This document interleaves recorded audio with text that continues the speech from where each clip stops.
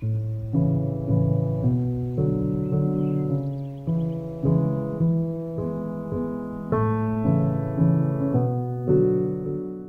guys, so in this video I just want to show you how you can do some watercolor fruit if you're a beginner at watercolor, and if you're not, you can just follow along with me if you want to.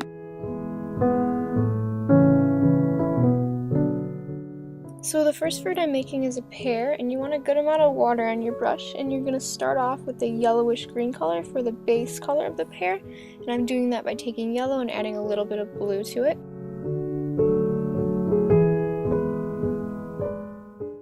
And then after that, I'm going to take more of a darker green by adding more blue to the yellow. And then I'm going to add that to the side on the left of the pear. And that'll create more of a shadow.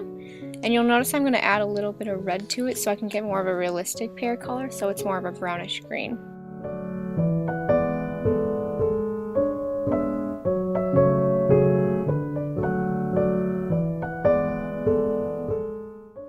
And then you'll notice here that I'm taking a dry brush and I'm lifting the paint off the pear, and this creates a highlight so it looks like light is shining onto the pear.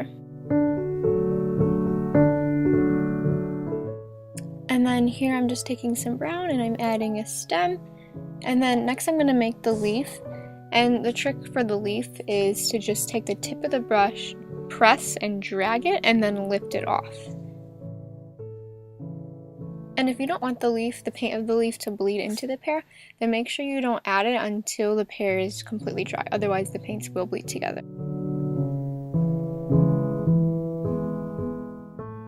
Okay, so next I'll show you how to make an apple. I'm just starting off with some yellow paint first.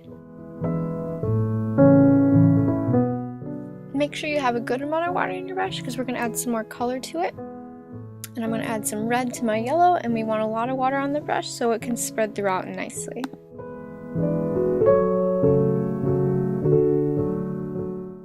And once again, I'm just taking my dry brush and I'm lifting off the paint in order to get a highlight.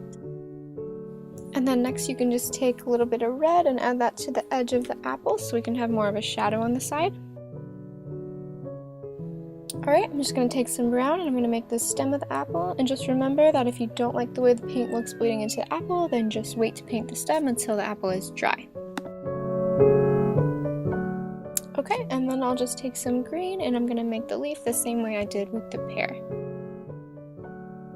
Next we're going to make a peach. Make sure you have a good amount of water on your brush. You're going to start by making kind of like an upside down teardrop shape, I guess. And then we're going to make the right side of the peach. This side is going to be a little bit thinner than the other side. And then try not to let them touch, just leave a little bit of space in between. And then I'm adding just a little bit more water onto the peach so that my paint won't go on dry.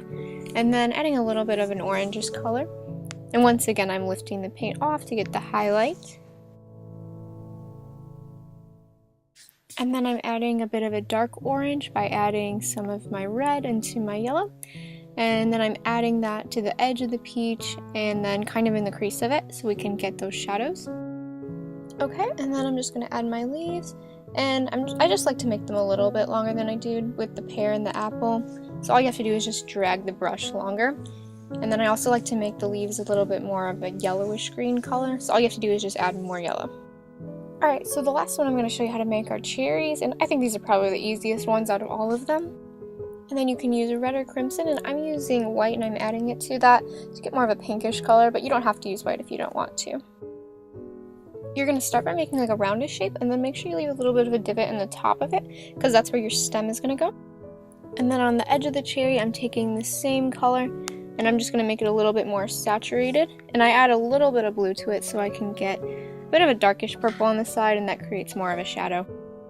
And once again, don't forget to add your highlight. Now, if you're finding that your paint's not coming off of the paper, then the case is that, like your paint, in this case the cherry, is already dry. So what you're going to want to do is take your brush and get it a little bit wet, and then you're going to want to lift the paint off that way. Now, this can really just come in handy with watercolor in general. Like, if you ever find yourself making a mistake, just take your brush and then add a little bit of water to it, or even just a paper towel, and then you can just lift the paint off the paper that way. And it won't come off completely, but you'll definitely see a difference.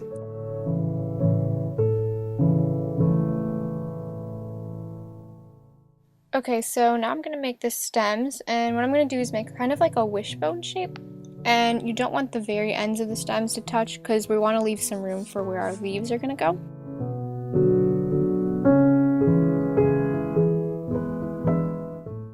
Okay, so now we're just going to add the leaves where we left room on the stem, and that's pretty much it. Alright guys, I hope it helped you out if you're just a beginner at watercolor, and be sure to look out for more videos because I definitely have more coming. Bye!